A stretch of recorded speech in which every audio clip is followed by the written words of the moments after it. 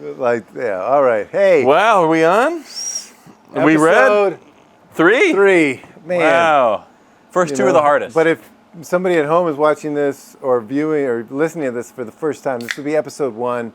We'll gladly call this episode 1 for you. Yep. But check out the prequels. We'll call the others the prequels, you know? That's right. But unless you've been with us from the beginning, then this is episode 3. Well, because we do value our return listener.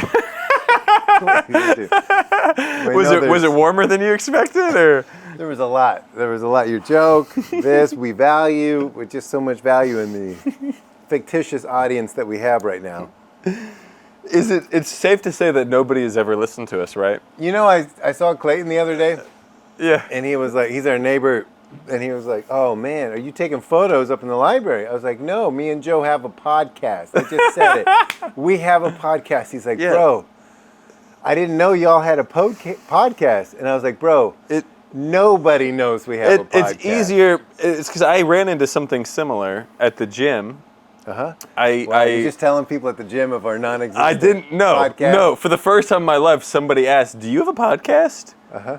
And I had to think for a second. I knew the answer was yes, but I thought... Somebody really asked? Somebody really asked if I had podcasts. It was in a roundabout way we were talking about my blog, and they just weren't going to read it, but they seemed interested, and they're like, but do you have a podcast? And I was just like, I don't know the name of our podcast. I don't know where somebody could potentially find TBD. the podcast. Well, if you found us, you know where to find us. Tell us. Go back in time and tell us where to find this podcast. I thought for a second, I just like, no, I don't. Bro, I didn't know what to say. I didn't. You should have said yes, but we haven't released it yet. It is, the world is waiting for it. I love that this guy... Everybody's got a podcast girl. they haven't released yet. That doesn't do me any good. That's a good point, but we are going to release this one. I mean, all right. this is going to happen. Good. Wow. Well, all right. Well, welcome back. Welcome back, loyal. I was going to say, future welcome viewers. back to. That's That's right. something you hear people do on podcasts. You're listening in the future, and here we are in the past. I hope the future finds you sunny and beautiful. The past isn't too bad. You know, you'll never be this young again, Joe.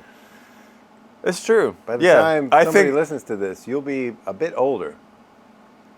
We do have some new guests who maybe want a little more of an upbeat kind of theme. This is, if you've never listened, this isn't like a catchphrase, right? Like we start every podcast with just saying. You know, this will be upbeat. We bring her, you know, our place provides boots. Wow. You know? That is nice. We'll add the boots. You know? Should we add like one piece of decor? I mean, if you could see this room is remarkable that we're in. Yeah. And so if you can't see it, you can't see it. We'll bring it to you. Let's add one piece of decor to, you know, the ambiance every episode. Man, we forgot our sponsors. You know, our big sponsor That's right. is, well, we've got 2 sponsors today, and I'll tell you why. Okay. West 6th Brewing. We're Sure. drinking I'm drinking a Burning Daylight Double IPA, Yep. which you'll be following me on. But Sure. right now you're drinking the... Oh, well, same sponsor because it's also West 6th. Although legal informed us that we really should mention that they're not giving us money and that they are not our sponsor for this. Right, we did pay for these beers. We do believe in West 6th. Yeah. That's right. And that's So just that's a the literal single guarantee. IPA. Like, this IPA happened twice, and that one was once. Yeah. You know, this was a night of passion. Went That's back right. for seconds.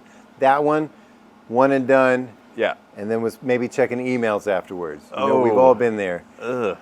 And our other sponsor is Kevin in the neighborhood. Just got a shipment in. He's starting a business called Shank Wipes. Shank Wipes. No, Shaft Wipes. So our other sponsor for Kevin's sake is Shaft Wipes. You can go to shaftwipes.com. They clean the grip of your golf club so you can hit your balls harder. Okay? So go to shaftwipes.com. I think he said he's got all of them. He said he's got the shaftwipes.com, .org, .net, .biz, .us. Get that website right. Check the spelling and everything before you hit enter. Don't look for it at work just in case you have a typo in there. Yeah, somewhere. there's a firewall Shaft Wipes, just for that. Essentially, he was out at a driving range, Okay. and his buddy was like, bro, the reason that you're hooking it so bad or whatever is that your grip is dirty. And here's how you clean it. So he went through the whole rigmarole of cleaning his grip, and that was a lot. Evidently, it's quite involved with chemicals and things, cleaners. Yeah. And so he came back the next day, and then was just like rocking them down the driving range. And he was like, "Gosh, why isn't there a wipe that you could just pull out of your bag and wipe?" Why stop at golf clubs? I'm thinking hammers could be like a market there. That's an interesting. You know, I mean, if you really want to nail it, get a shaft wipe. You know, if you want to nail it, get a shaft wipe. Yeah, I think anything with a grip could possibly be shaft wipes. And I have no idea if this is real or not, by the way. It's so real. Who's Kevin? Real. You acted like you did. Kevin, he's at the pub all the time. He's the guy that cooks sometimes. He's from Chicago. Yeah. Really? Yeah. Wow, okay. Curtis's friend. Yeah. Okay, I guess I've met. I didn't know his name was Kevin. All right, yeah. That's him. Yeah, he does. He's a good cook. Legend. Local legend. Wow. Hometown hero. He swore to me that the meat he cooked me, he had brought from Chicago. I believe it. That day, or the day before. And again, I mean, it was a lot of pressure. He's like, "Can you taste it?" And, you know. Who's to say you couldn't? I mean, we certainly wouldn't say who's that. Who's to say there's a difference between that perpetuity? Chicago we would meat. never say in perpetuity that you couldn't taste it that day. I couldn't, and there's really no way to tell that your ball went a little bit straighter because of the shaft wipe. But I'll tell you what, Kevin is a good cook. I bet he's a great entrepreneur. So buy some shaft wipes today. We'll have him sponsor it. Yes, get your shaft wipe. It makes a great stocking stuffer. Can you imagine?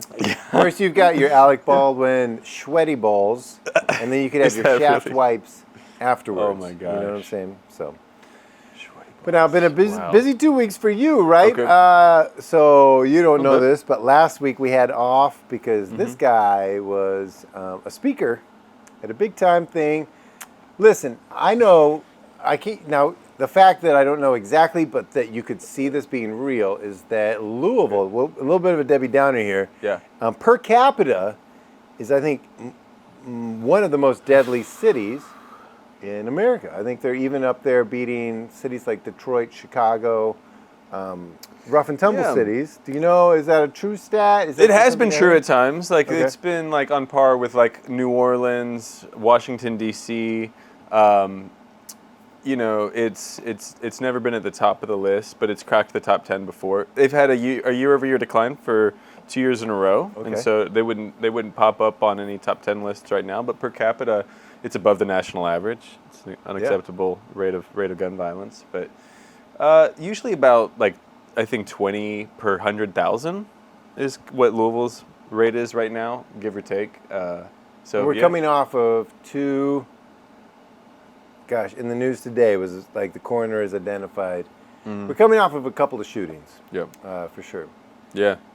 Still, how would a community, like maybe from like the grassroots up, like how would we like change that, you know? Yeah. Well, I got to speak at this conference this past week, and so that's where I was last Wednesday, and that was kind of what I, proposed. I did propose. Like I didn't, no one reached out or like, hey, I really want you at this conference. You just walked in. I'm just a guy. No. I you turn it abstract, and they accepted it. So I got invited to speak, but the reason I structured it around grassroots, interventions is because I got involved in this work because of somebody who was killed in front of my house, and it was like hard to get involved, right? Like you see something really traumatic, you want to get involved, you reach out like, hey, what are we doing about this? What is like the city's like gun violence plan? And like it's frustrating when it's like super disjointed and you can't really get connected, and you want to like share or a redemptive aspect of that is like, okay, I really want to like volunteer, or I want to like, how can I raise awareness, or whatever it is, and that was really hard in Louisville. And so, basically for the past like 5 years, I've had the opportunity to like kind of build out. I got a job with the city, and I convinced them based off that, I guess, that we really needed an opportunity to be a gateway for other people to get involved. And so for the past 5 years, I've been able to kind of build out a program that's all about just connecting grassroots agencies, specifically those who are like maybe personally impacted, right? For violence, like that's the closest it's ever gotten to me, you know? Okay, yeah. But some people go through a lot worse, right? Like either they've survived gun violence themselves, they've lost a loved one to gun violence. Like how frustrating would it be to try to like understand, okay, what is the city doing about this? Or like, how can I share my story? How can I get involved? And there's nothing, right? Yeah. And so, the whole goal over the last few years has been to like kind of build a gateway for civic engagement. So that's what I got to talk about. Well, now take me back. So 5 years ago, you're not working for the city. What are you doing? I'm working in homeless services at that time. Okay. So through a nonprofit? Yep, through a nonprofit. I was working with specifically young adults, 18 to 24-year-olds who are homeless. So really, really interesting job. Taught me a lot about kind of a lot of the same things, right? That you see, like all like the co-occurring risk factors that make somebody like likely to be, experience like homelessness. In some ways. Could be the same for violence, and so it was a really good precursor to that work. Now I'm sure there's people out there who feel like they're saving the world, but it doesn't feel like it's landing just right. Yeah. What was it that made you decide, I'm going to do a career shift, I'm going to join the evil empire, I'm going to join the system, right, and I'm going to be a force of change from within? Yeah, I mean, it took the seeing that traumatic experience. I mean, and I probably shouldn't miss an opportunity to say his name. His name is Damani Jordan. So he was killed on 29th and Bank. So he was in front of our house, and so I was the first one to really just be there when that happened. And I mean, I just wanted to. That was traumatic enough that I was like, okay, well, I want to look into what's going on here. And then just kind of a lot of other things happening in my personal life, faith, things like that. I was just feeling more of a move towards nonviolence. So just kind of the stars aligned on that one. And then 5 years later, take us to like where things are now, Well, I can tell you as far as like grassroots civic engagement, there are a lot of ways for people to get involved. There are a lot of opportunities, especially if you've experienced violence personally, to kind of share your experience, to kind of co-create work in your neighborhood, right? So a lot of neighborhood level work that didn't exist.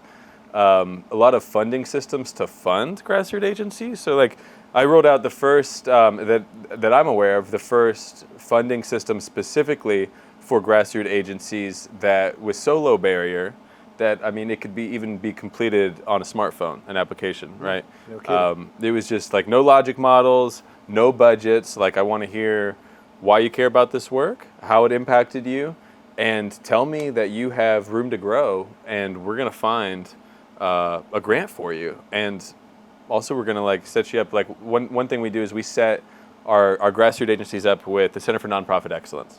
And so when you get a grant with us, you also get a retainer with the Center for Nonprofit Excellence for a year to work on things like building a budget, to work on things like building a board, taxes, things like that. Things that if you didn't ask to be involved in this work, and nobody really ever asks to get involved in this work, you have no idea how to do, right? Yeah. At the same time, you'll never get one of these grants when you're going up against, somebody with a professional grant writer. And so we'll pay for you to access a grant writer, and our grant writer is so good. We contract with them, but if you sit down with them and write the grant with them rather than just paying them to do it, they charge a little bit less. And then, again, you're just building the sustainability, right? We just want to increase the table of violence prevention providers and then sustain them so they're around for, a lot longer. Yeah. So I know you, but I haven't really done a deep dive into what you do. Yeah. Man, so cool. I can share. I could share like some cool testimonies of some folks who've like gotten grants like that, and like. Yeah. Well, how many new organizations are now long-term partners as opposed to 1 year, runoffs kind of thing? Like. So I funded 30 specifically grassroots nonprofits now over the last 3 years. So we didn't bite off more than we could chew. We decided we were going to do 10 every single year.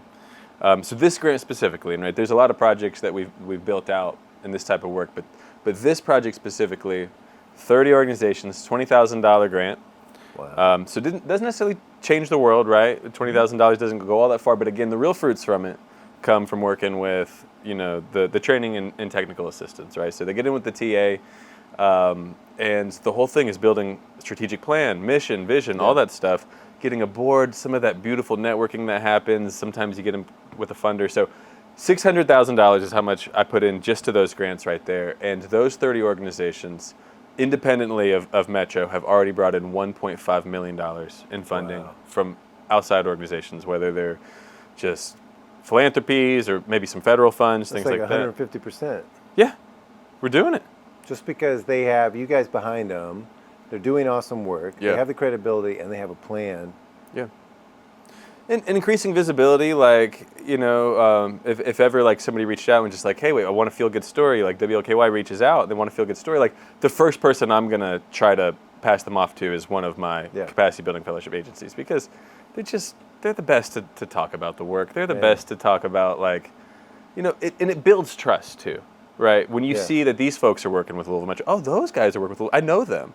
They're a leader in the Park Hill neighborhood. They're a leader in the Shawnee neighborhood, right? Yeah. And so that's important, right? Like in Portland, right? I live in Portland, but I got my Louisville Metro badge on. I'm an outsider, right? It doesn't matter, right? So, but to work with some of these folks in Portland, I appreciate you. But I'm probably an outsider to somebody. Hey, right here. Well, if you can sit down and drink a beer with everybody, it goes a long way. But can't always do that. So, it's really important to work with these guys. And if you're not doing that, it's untapped potential. It really is. Well, take me to one of your best days on the job. In 5 years, I'm sure there was like a day that you were like, whoa, this is a banner day. This is why I push the send on the emails and plan the meetings and do the Zoom calls. Yeah. And basically feel like a Dementor is sucking your soul out. And you're just trying to get the strength to say, Ex Patronum.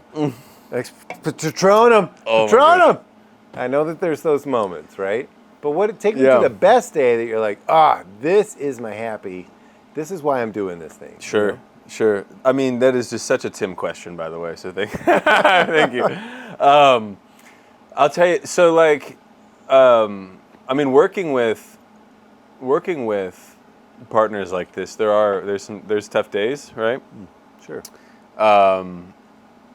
But to be able to see somebody kind of redeem something that was just completely tragic, senseless, is like the only silver lining that you're going to get from something like that, right? Yeah. And then, so I'll tell you one. So I designed my grant to be so low barrier, again, that it was really testing the limits of what Louisville Metro government was comfortable with. Did anybody talk to you? I've had conversations for years. I've had many conversations, yeah. And of course, it's with these grants, no one's ever burned me. We give them their check up front. That doesn't happen in Metro. You normally get a grant from Metro, you're like, I wish I never even got this in the first place. That's not the case. That $20,000 grant, you get it up front in a single disbursement. And, is someone going to tell me to go fly a kite after that happens? I've been worried, There have been times I've been worried. That did not happen. And again, because the work is personal, right? Yeah. And so I'll say, I didn't put a lot of stipulations on how it's used, right? So normally, you can't do improvements to private property for obvious reasons with public funds, right? And I really bent the rules on that a little bit. And there were ways within the scope of the grant for me to do that without breaking the law. So when it was appropriate and when I had high confidence, I would do that. And I'll tell one woman, she's in the Park Hill neighborhood, and her name is Rose Smith. And she's outstanding. Her son was murdered about 12 years ago. Wow. So his name was Corey Ace Crow. She started a nonprofit called the Ace Project.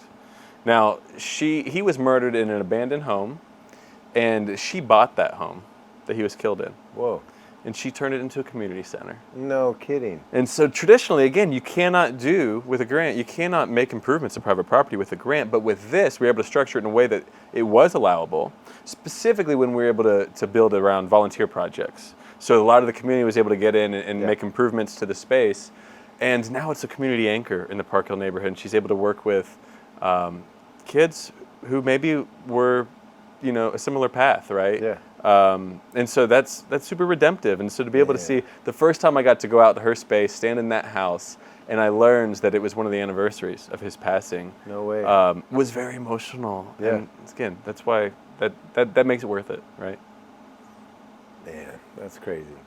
Yeah. That's so crazy. Makes me feel like a schlub, bro. Man. Going, I'm making commercials for No.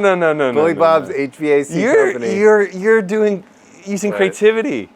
You're so creative. This wouldn't happen without Tim. I just have to show up. It's so Wow. nice. It's so nice.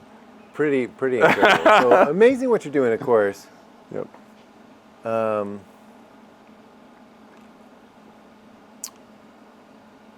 I just think it's so amazing that people don't have to have an incredible pedigree. I think this applies to so many things.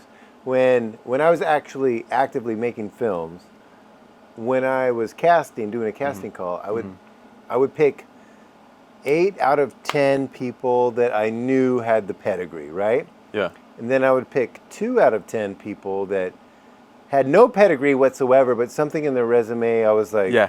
whoa, that's really wacky. And look, I don't have time for 10 out of 10 of those people, Yeah. but I do have time for 2 out of 10 of those people, because you don't know. I love that. You don't know. So there was this one short film that's memorable that was about a family that lives in rural America. Okay. And the son is like 10 years old and wants to go hunting with his dad, but he's, of course, too young. And so his dad says no, and he's just so angry about it. And the story's about the dad is actually hunting because he has to get the meat. If they don't get the meat, they don't eat. Right. They're Right. kind of, I wouldn't call that impoverished, but let's just say like frontiers people. You know what I'm saying? Like Yeah. Appalachia, America. So he's like, I can't be towing around a 10-year-old because if we don't get the meat, we don't eat, you know? Right. And the mom's like trying to balance between the two because she loves the kid who's 10. Yeah. He wants to be out with his dad. Anyways, the whole story, I was casting the mom specifically, and there was this woman that I was like, she doesn't have much, but like something about her, like, let's bring her in, you know? Yeah. And oh my gosh, we didn't cast her because it was too real. When she read the lines, she had this look of a little bit of disgust, a little bit of like the dad who was trying to make the right decision but also be the man of the house, and a little bit of overbearing, which is, I think, pretty accurate in my story anyways. That was probably her brother or her uncle, and it was so obvious that she knew this person. Right. And she was reacting how she would have. Yeah. To where I had to be like, oh my gosh, like, oh, I love everything you're doing. Like, this just seems a little personal. Like, do you feel like you resonate with this story? And she said, like, and I'd already known because of the way she was delivering it. She was like, yeah, this is like my 2 brothers, blah, blah, blah, blah, blah. And I was like, oh my gosh. Because I was willing to go out on a limb and get somebody who didn't have the resume. I found the person I was writing about. Right. You know, and then she felt really really in resonance with the. So all that to say is like, man, there's so much that happens out of just like the chaos. Yeah. And then people that just need a chance. Pairing them up with grant writers, strategic planners, helping them getting a board put together. Yeah. That's wacky, man. Man, kudos. Well, to you. I mean, and you said that sums it up perfect. Is the resume is what not everybody has. Not everybody has the right opportunity to add to the resume either, and so, you know, like something like that, right? Like she didn't end up being in the film, or she didn't know. Okay. It was too real, to be honest. Sure. It was like the film Precious. If you go. I'm sorry, I'm a film guy, but you know, Precious is about kind of an overweight. And so they'd taken like a dozen women from that certain aspect of life, and they'd actually put them through a whole summer of acting camp because they wanted it to be real, But then at the end of it, they were like, this is too real. So then they went for an actress that is not her story, but she could abstract herself enough to actually play that part. Right. And that was my case. I was like, this is too real. Sure. You know what I'm saying? Like, we want a little element of Hollywood in this. Yeah. Yeah. Well, I mean, just to give somebody the chance, right? And like, so all you can do is just give someone the chance. And at the end of the day, it's like, for this grant, like, I made it impossible to screw up. Right? The only person who could get screwed in this grant was me. Right? And so, but you're done at the end of it. 100% of people are compliant, right? And these were federal funds. We were passed through. They just passed through Metro. And so, at the end of the day, you could say, well, I managed a federal grant. 100% of everybody could say, I managed a federal grant. And even though they'd never received a grant before in their life, they'd never had a budget. Their office was wherever they're setting up a table on the sidewalk that weekend, right? And yet now they can say that, and another funder can look at them and have some confidence that they never had before. Like, that never would have gotten a second look. But to know, wait, you managed a federal grant, and you have a budget now, you have a board now, you're in good standing with the city. Sure, I'll take a chance. So that's the kind of magic that happens when you can be brave and take a chance. All right, so that's been 5 years, and in 5 years you've seen the crime rate in Louisville, which was in the top 10. It's trending downward, right? Yeah, there's an 8% decrease on shootings year to date this year, but a 4% increase on homicides. So we're 2/3 of the way through the year, and so we'll see how that shakes out. It's still, again, it's an unacceptable level of violence, but that you can't just flip on a dime, right? Yeah. If you're just flipping on a dime, it's just not sustainable, right? Maybe it's going to increase next year, or maybe what you've done in order to make it drastically change so much is you just over-policing, or you're just like, you're locking everybody up in unsustainable manners that again is just not going to sustain itself for a long time, right? And so to play the long game, small incremental decreases year over year. It's hard to be patient, but the cities that have done it in a way that they've sustained success, that's what they saw. Well, let's give a shout out. Is there a city that you feel like is kind of your inspiration? Yeah. I'll say Omaha, Nebraska, not known for, they're not known for gun violence, even though they've handled gun violence really well, right? And so, they may not be known for gun violence for the fact that they are, not in a super populous city, or maybe, they have their own struggles, I'm sure. But they do cross-collaboration really well. They work really well between the police department, through the hospitals, through public health. They have basically every aspect of every violence prevention organization that the largest cities would have. And maybe they have it on a smaller scale, but they're doing it really well, and they've been doing it for a long time. And so they've got some really cool programs like Omaha 360, where basically everybody who's anybody is coming together once a month to discuss, hey, what kind of groups and gangs are we seeing? Who's on the radar? Who needs some extra assistance? They're talking really well, right? Yeah. And they've been doing it for so long that they've gotten really well at, if you're not at this meeting, what are you doing? Whoa. And so it's just such a culture, I think, over there. And again, it's Omaha, and there's no disrespect to Omaha. I mean, they're doing a great Warren Buffett job. lives there. Come on, billionaire himself. That helps. I mean, he might be funding some of the initiatives. Just don't sleep on Omaha. That's all I'm saying. So sorry. Don't Good sleep on call. Omaha. Yeah, right. I mean, They're doing steaks, College World Series. What else? They've got that football team, the Cornhuskers, or Yeah. Is that in Omaha? something like that. They're doing all right. They're doing all right. Should make a trip out to Omaha. We should. Any other cities that you're like, man, you know what? This city's doing great. Well, I'll tell you, Minneapolis was my blueprint for this project. They did it on a Tim Waltz's spot, huh? That's right. Yeah. So shout out. They did $6,000 grants. So they, You're doing but 20,000. I'm doing 20,000. They did 6, and even a more low barrier. I think they were even managed to structure those for some folks who weren't even tax exempt, which is another huge barrier, right? For folks, again, it takes 9 months sometimes to get your IRS determination letter. So, that can be a huge barrier.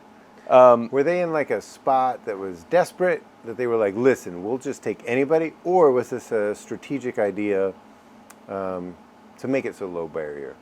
Well, I think you're always trying to strike a balance in this world of community violence intervention, which is like the field, right? Of doing what a lot of people call evidence-based and best practice. Yeah. Which is great, but in a realm where you don't have decades of research on community violence interventions, you have decades of research on traditional public safety, but not community violence interventions, right? So you're trying to strike this balance between evidence-based best practice and innovation, right? And so sometimes when you see innovation, it's like, okay, we'll try that, but only do $6,000, per organization, right? So we can do $60,000, which is a drop in the bucket if you're in the public health department. It's a drop in the bucket compared to the police department, So, sometimes you get some of those fun, innovative, creative things, and you only have those $6,000 budgets. But hey, maybe in a few years, or maybe even now, it's been a few years since I've talked to them, maybe they've got a bigger budget than that. And so, we're doing $20,000 for 10 organizations. Maybe one day we can say we're doing it for 25 organizations. And anytime you get more people at the table, it's not a bad thing. Man. So Minneapolis helps with one project. Los Angeles Department of Public Health, they've been helpful in some other projects. Every major city these days has some sort of office for violence prevention, and so there's so much to learn, and that's why going to conferences like this is like that's my opportunity to talk to Philadelphia, to talk to Newark, see what's going on. How's Dallas? I mean, that's where I'm from. Dallas does have an office for violence prevention. I don't really know what they're looking like. I don't know their numbers very much. At the conference? Houston was. I did not talk to Dallas. I love how you were like, listen. Dallas, I'm sure, was very busy. Yeah. They were probably there. They were there. It was a who's who. I mean, if Dallas wasn't there. But Houston was there. So I can tell you, there was nobody else from Kentucky. And they don't get invited to speak very much, so I didn't take it lightly. But I opened up with my favorite Mark Twain quote, which I think it applies in circles like this more than anything. But we've all heard it here if you live in Kentucky, is if the world's ending, I want to go to Kentucky, because they're 20 years behind on everything. And I think that was sort of the perfect icebreaker at the beginning of the presentation, just for people to be like, okay, I'll hear him out. He's from Kentucky, but he gets it. He's not trying to tell us what's going on. Yeah. And so that helped. In my experience, even our violence in what are the rough and tumble is like I feel like we live in kind of a rougher neighborhood. True. And I feel like our violence is even still 10 years behind the rest of the country. So people are still dying, unfortunately, but I don't know. I feel like there's still so many people that love the neighborhood, love each other, and it's just like, it becomes like almost like Leonard Bernstein's The Jet. It's like, once you're a jet, you're always a jet. Like, how dare you do that to me? So it's not like this calculated kills. It's more passion kills, which I think are still terrible, but I think it's a testament to the integrity of the people here. Yeah. Is that they're, by and large, I think they're making hard and the wrong decision, but based out of a place of, I don't know, integrity, passion. Yeah.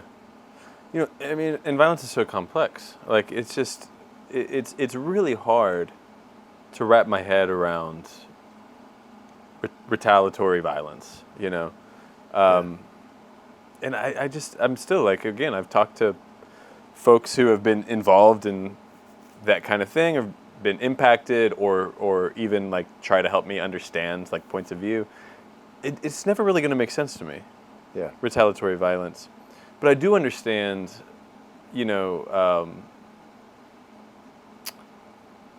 I've learned to understand a little bit more about systems that really make people compete against each other. At the most basic element, like competing for resources. And then maybe even beyond that, maybe you're not actually competing to eat or put food on the table, but that there is another element, right? I'm hesitant to say a cultural element, right? But you know, our community, right, is a traditionally redlined and under-resourced neighborhood, and does not meet some of the really like marginalized demographics that most of the other West End neighborhoods in Louisville see, right? And so like a competition for resources affects people regardless of race, regardless of background, income, things like that, right? Like you in this environment, an echo chamber where you're just breathing it in. Yeah. And again, it's hard for me to, that's not my upbringing, it's hard for me to understand that type of violence, but yeah, regardless, it continues. Yeah, Portland's interesting because just the white poverty, which is just as significant as a person of color's poverty, and it brings an interesting element. Of course, we live in Kentucky. Appalachia is the hallmark, the anchor that keeps most welfare dollars go to a white person over a black person or Latino because of Appalachia. There's more white people on welfare, whatever you want to call it, than a person of color. And it's because part of our state is a community that, gosh, has been marginalized and taken advantage of by coal companies and who knows what. Right. I mean, even our neighborhood, Right. probably 8% of our land mass of our neighborhood is just railroads for Norfolk Southern. Yeah. And then our beachfront property, if you wanted to walk to the river in Chickasaw, in the East End, in Shawnee, if you wanted to walk to the river, you would hit a golf course, you would hit a park. Army Corps. If you want to walk to the river, a dam. In our neighborhood, you hit an interstate, and then you hit flood walls, which don't exist in any other neighborhood. I guess no other neighborhood was at risk for floods. Wow. I don't know what Portland did to piss off Louisville. But these flood walls are a 20-foot cement wall. And no other neighborhood has it. No. And then when you finally get to the river, it's actually the levees. And then when you go over the bridge, you feel like you're trespassing. You finally get to Shippingport Island, which is itself a giant floodplain. Right. All that to say is, like, we live in a neighborhood that has been cut and carved in some really creative ways. Yeah, it sure has. Basically, the railroad creates like a Great Wall of China right down the middle of our neighborhood. Yeah, it does. You can't go from the east side to the west side without going around it. No doubt. Or under it. So yeah, it's interesting for sure.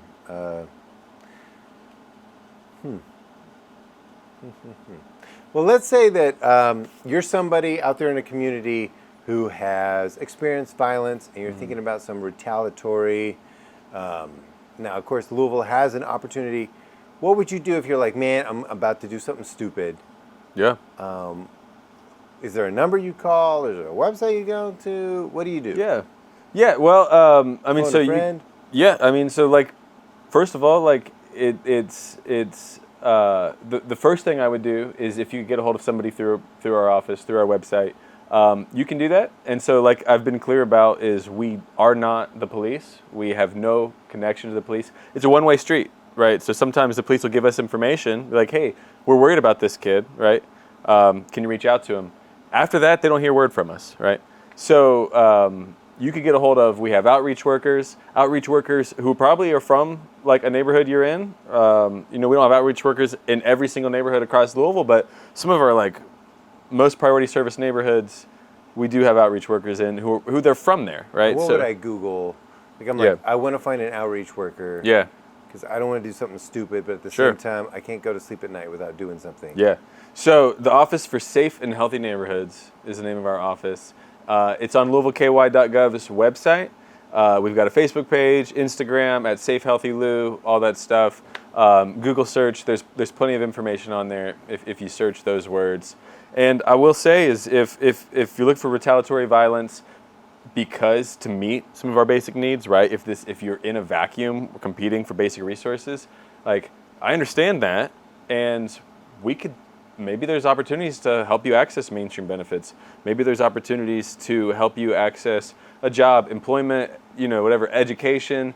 About 10 times a year, we get to help somebody get a Section 8 voucher and to jump to the top of that Section 8 wait list, which is 19,000 people long, right? So to jump to the top of that can be, a huge life-changing resource. So there are resources available. There are other people who have been in similar circumstances and have made decisions to go in a different direction from retaliatory violence. So, and if you're a survivor of violence, right? Like, this is a time, especially recent, like if you survive violence, there's a high likelihood that if you survive, you will return to the hospital with further or more serious injuries. And so,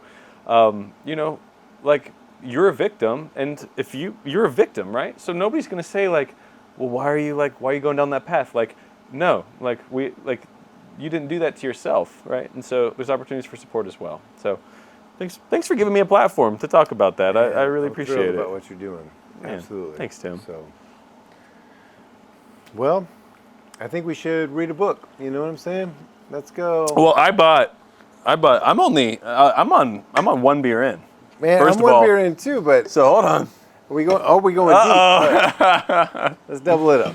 Well, we might have to finish this one off camera. Well said. I don't mean to cut us off early. I felt like Sure. we've been going, rocking and rolling. We've been going. What I will say is, I have to say about Tim right here. Give me one of these. There it is. Oh yeah, there it is. Boom. It's good. The single is good. And the double, you just double it. Man, you just double it, yeah. And the good thing about the double is it's been sitting in the heat for about, it's about 100 degrees in here. I don't know if that's coming across on camera. Yeah, it's like 94. It was 98 when we started. Yeah, that's 100. There's no difference at that point, right? I think you're right. So the beer's 94. It's 100 in here. The beer's 94 degrees. Yeah. Yeah, there's some that just hits a little different. So I'm glad. If I choked there. I love it. That was unexpected. It is warm. I went to London, Yeah. and they actually serve some beers just room temperature. Like, that's it. They're like, Oh my gosh. we've got cold beers, Wow. but these are made, whatever that means. Is there a disclaimer there? Because I feel like that'd just be the longest day of my life, just sending it back. Just drinking a warm. Yeah. Well, you're drinking it today. Wow. What's the right beer to serve warm? Can't think that would ever work. You have to ask Lee or somebody. Yeah. I'm sure Lee knows. He's like, listen, you always serve I don't know. And that's when he would say it. Yeah, a Witherpool. You always serve a Witherpool nut brown room temp. And be like, oh yeah, the old Witherpool. Yeah, absolutely. I mean, if we were serving room temperature beer, this thing is still too hot. We're still 20 degrees too hot. Room temperature, I guess, depends on the room. It does depend on the room. Man. All right. Well, I'm not going to second guess your palate, because I will say about Tim, I was gifted with some lemon bars last week, and my goodness, you talked about on the podcast that you've been cooking a little bit more. You've been baking for the family, especially on the weekends. Yep. I didn't know. Weekends, I didn't necessarily believe it. I thought you were just talking to the camera. Most of the stuff he says isn't true, so I shaft wipes. Shaft wipes is true. If it's not live yet, it will be live. No, you've never told a lie here. But the lemon bars were an absolute hit. Yeah. Katie, my wife, is in her third trimester. And they absolutely hit the spot. And so what I've done, because I know we always feature a book. Yeah. So week one we featured the Kennedys. So that was a good read. It was real dramatic.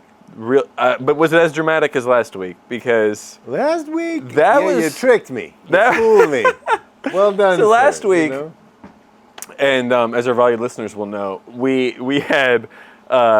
I had a book on the shelf that Tim didn't know I had there, and I had a book that we have on our shelf in our bedroom at home, which is 101 Nights of Great Sex. Maybe that should be a sponsor as well. We've been, if you'll send us some merch, we'll wrap it. And so, but I had put on the cover that it was a theology of the New Testament. Most of the books in here, by the way, are theology books. Specific. It was like, Was it? Okay. Which was really interesting. Yeah. That's what got me. I was like, oh man, like. Well, you had to look because you open up to a random page. Yeah. And there was a title. Yeah. And the title of that chapter was Slave Time.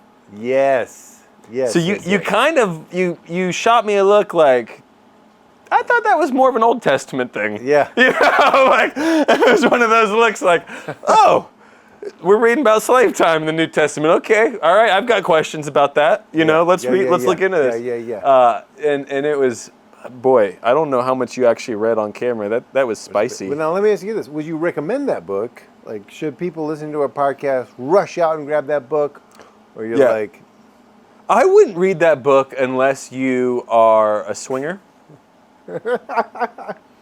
or have a really good sense of humor, which of course Katie and I do. So we've tried out a few things in there.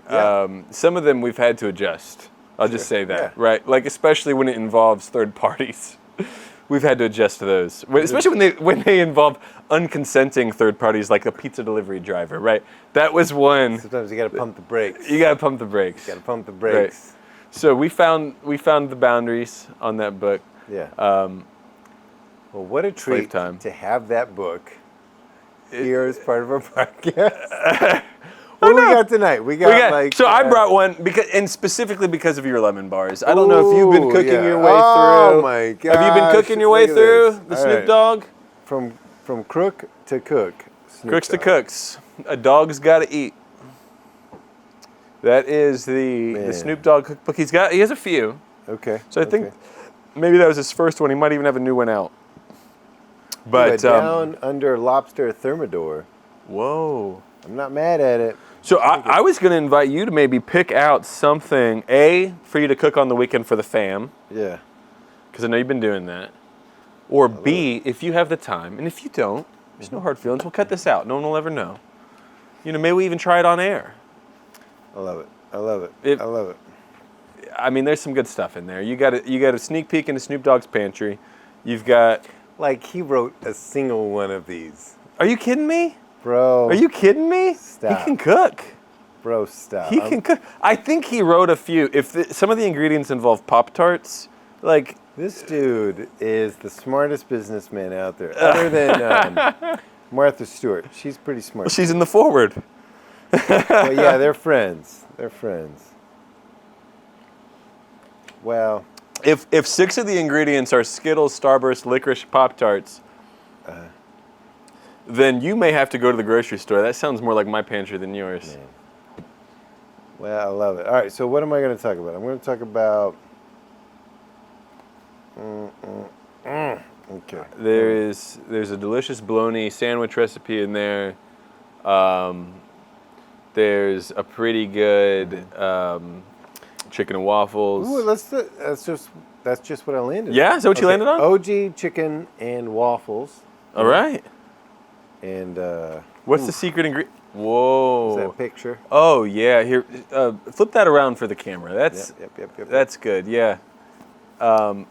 But that does look good. But they may be able to see that in real life. We may have that in 3D. Yeah, maybe. Brine the chicken. Soon. Follow the recipe. Batter the chicken. Let me ask you this. Let's say it's your birthday, because I always love this question. Okay. It's your birthday, and your mom said, Joe, happy birthday. Sure. Anything you want. I'll cook you anything, or we can go out to any restaurant, or I'm calling Gordon Ramsay, and he's coming. What are you having on your birthday? And she's like, listen. Anything. The more money, the better. I don't want to spend less than X number of dollars on you. Wow. What are you doing? Oh, boy. Well, I will tell you, I have expanded my palate immensely from, the kind of person who was in college eating bagel bites on the regular to somebody who got married when they were 20 eating ramen for a few years. Man. Just a few years. One of my lowest moments, I'll tell you, was in college. I didn't have any money, but I had ramen and ranch and I was too lazy to cook it. I broke off uncooked ramen, like chips, and I was dipping it in ranch. I was so poor I didn't have a chair. I'm literally squatting in the kitchen. Yes. Like this, like. I'm like eating it, right? And my roommate walked in, and I was like, it's not what oh my gosh, no. It's not what you gotta put a sock on your door when you're doing something like that. I mean, that's just... It was pretty savage. Oh, that's disgusting. I had some regrets about that. Yeah, well, so did he. Wow. Could we get him on here? See if he remembers that? We'll see. Could we have a segment where we just call people in our phone that we haven't talked to for 20 years on camera? We should, yeah. Yeah, that's good. Let's just work our way through the A's next episode. You know? Let's just see what happens on that. So yeah, you're saying you've expanded your palate. Sure. Right? It's growing. Yeah, it's growing. So I'm just now discovering that food can be enjoyable. And not just something that you have to do to survive. Oh, yeah, You're just like, I'll just eat this for the 4th night in a row cold, and it's the same amount of nutrients if, I cooked XYZ. So I'm just now getting there, right? If it's my birthday, a few things are happening on my birthday. One is there's a walk to the gas station tradition that we do for whoever. It's usually just Katie and I and Amelia, but... if somebody happens to be in town, my parents come up or something like that, we're going to walk to Circle K or walk to Speedway or wherever. And so that's always a fun... What do you get when you get there? I mean, it's a gas station, so, you're either eating a hot dog or taquitos. Okay, yeah. But if I had to pick between those, I'd pick pepper jack taquitos. All right. Yeah. Okay, all right, we're getting the appetizer. That's the mise en bouche. Yeah. The mise en bouche is the pepper jack taquitos. Okay. Yeah. Gordon Ramsay's back in the kitchen, and he's like, I just walked to Circle K to get the mise en bouche of the pepper jack taquitos. Sure. All right, first course just came out. Okay. All right. This is hard. This is harder than even if you asked me what my last meal would be on death row. I don't know. This is unbelievable. I'm not good at this stuff. That's okay. I'm not going to panic. I'm not going to panic. Yeah. I'm sorry. If you asked me and it was just me and you, that's fine. But knowing that there's literally millions of people watching right now is making this really hard. For every one person out there, we treat you like you're a whole million people. So for all 8 of you watching, in theory, that would be 8 million people. You really think 8 people are watching? You're not helping. Thinking 8 people might be watching me right now? I'm kind of in a freak out. Yeah. Whew. Chicken tenders. And from where? Like Chick-fil-A or like Nashville-style chicken tender? Oh, I would love some Royal. Yes. Okay. Yes. Yes. Right. That's it. You did it. So then Gordon Ramsay goes, he gets the recipe for... Some Royals, chicken fingers. If I was going to do a chicken sandwich, maybe like the Joella's one with the pimento cheese on it. But like spicy. All right, maybe he went to Joella's. He got that. What's beside that? Is it like mashed potatoes? Is it corn? Name more sides that aren't French fries. My brain's having trouble. Kimchi? It is kimchi, yeah. I love kimchi because it's so... I like the texture more than anything. I love kimchi. Yeah, I know what that is exactly. What kimchi is. No, are you kidding me? Of course, I just said it was like my favorite thing. A kimchi poser here. Yeah, I love the texture of it specifically. I just love. Have you had deep fried kimchi? That stuff. Right. That stuff. Well, it's so hard to deep fry the tofu, right? Yeah, it is. Man, come on. Kimchi's not tofu. What? Kimchi's cabbage, bro. I thought we were on a different topic. I thought we were on to the segment that we call Can you deep fry tofu? All right, so you got... Listen, let's go back to the safe space of Joella's Pepper Jack chicken sandwich. Yeah. What's next to it? Green beans, mashed potatoes, maybe some tater tots. Ooh. Maybe nachos. Sure. Maybe... if I'm going to get a side besides French fries... Or French fries. It could be French fries. Well, it would be French fries. Okay, yeah. I thought we were deciding if it wasn't French fries. It could be anything you want. Oh, I It's didn't your know that it birthday. could be something. I thought it had to be French fries. I mean, Doesn't it have would to be. tofu kimchi. That's a shame. I mean, that's a shame. I hope. So French fries, are they crinkle cut? Are they shoelace? Are they McDonald's? Are they I think we just lost 7/8 of our viewers. Five Guys? No, this is like Yeah, this is Yeah. good stuff. You're right. Five Guys. What kind of fries? The best fries, and I am a basic man in a lot of ways, but any sort of good dipping sauce to accompany any of the above. Like a Zaxby's. And yeah, that'd be good, but a really good aioli Okay. with some fries, yeah. Yeah, okay, Yeah, that's all what right. I'm going to go for. Some then- some house-made aioli, we'll say. Some house-made. So Yeah, Gordon Ramsay's back there making Yeah, that. with a little bit of kimchi in it. Man, he's making that Yeah. kimchi aioli in the Yeah. background. He's got mayonnaise. Slice it up. He's just working it into Yep. he's Yeah. working into that kimchi. Yeah. Yeah. All right. Squeeze the kimchi out of the bottle. Man, he's in just the aioli. out of that bottle of sorts. And then all right, so then that happens. We're starting with the taquitos. We're moving to the chicken sandwich Yeah. with the fries, Yeah. with the aioli. Mm-hmm. He's like, dessert time. You know what I'm saying? Like, Whoa. what are you having for dessert? Man, tell you what. It wouldn't be lemon squares, but they're more on my radar than they ever have been. All right. All right. So I want you to know that. Yeah. I love, and I hope this doesn't come across as Bro, it's your birthday. pretty basic here. Yeah. I love a good chocolate chip cookie. Man, how big is this cookie though? Is it this guy? Is it this guy? Is it the one you get at the mall? It's like it would fit in your hands, but not your palm, and you wouldn't want to put it in your palm because it's still a little melty. Okay, yeah. That's the kind of chocolate chip cookie I want. So I'll take that for my birthday. I'll take that for my last meal. I would take that tonight. Yeah. Sorry, I don't have one. That'll do. Yeah, I love it. Are we out of material? Well, I haven't really I didn't asked say my you- birthday meal. I was going to You know say, it what was like, okay, that was next. All right, let's hear it. Let's start with a mushroom risotto, Yep. okay, with some shaved truffles on tap. Yep. I just want our Whoa. viewers to take a moment. Are you trying to embarrass me? No, First, bro. It's I'm bad embarrassed. enough. I'm embarrassed. Say that again. I'm just a basic dude. Start from the beginning.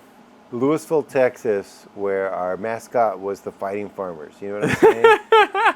And we were the 93-96 5A state football champs. Okay, so Yeah? yeah, Louisville. Louisville, Texas. Okay. But yeah, Powerhouse mushroom football. risotto with shaved truffles on top.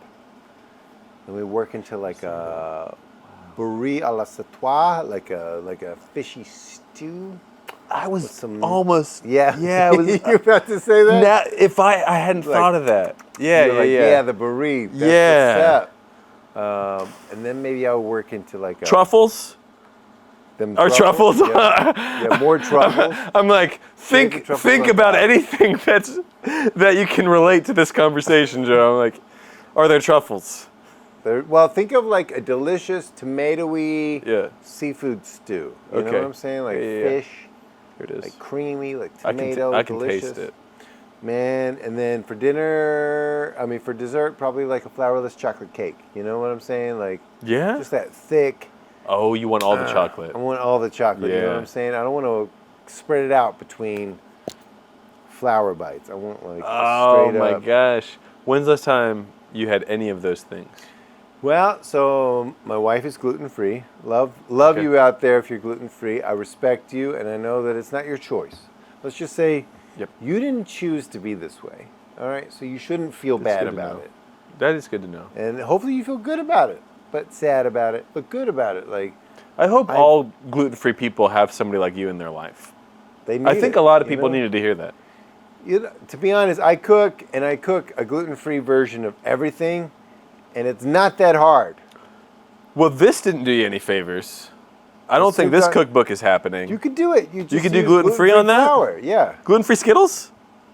Yeah, Skittles don't have gluten in them. Yeah, they're just sugar. Wow. There's sugar in there? And Skittles?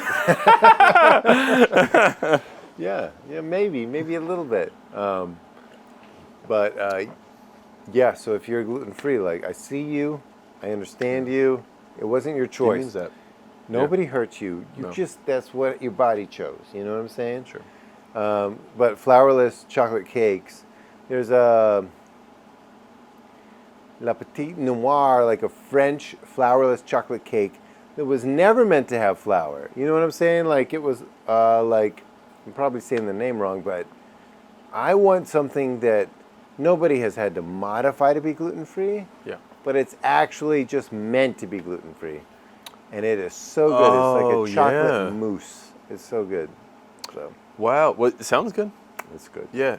I wouldn't hate it. I think it might just melt into a puddle of chocolate syrup if it was in this room. I think it But if you ever have the chance to share that Yeah.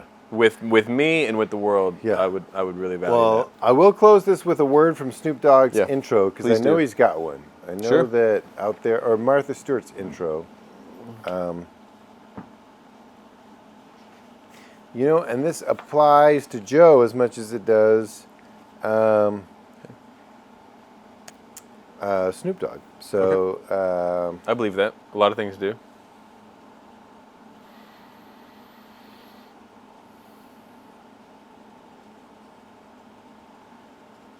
I'm far from a young pup.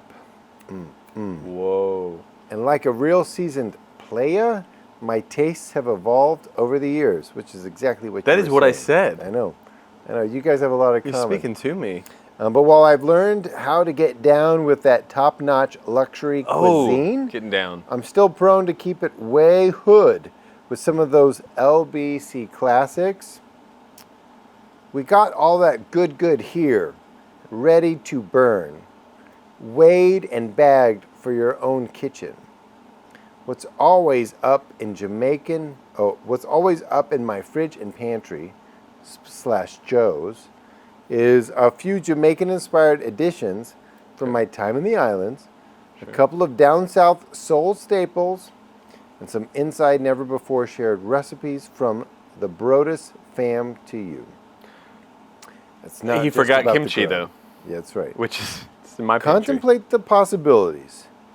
Deep fry your kimchi, and then figure out what you're gonna make first. Snoop Dogg. Man, dude's looking good. Wow. Dude's looking good. All right. Talk about a transformation. Well, I don't think we can close out any way better than that. man, he did do us well. So Catch us next week on Name to be Determined. Buy some shaft wipes. go to your local Circle K and buy some pepper jack taquitos right now. You won't be sad. You won't be sorry. Next week. All right. Fade to black.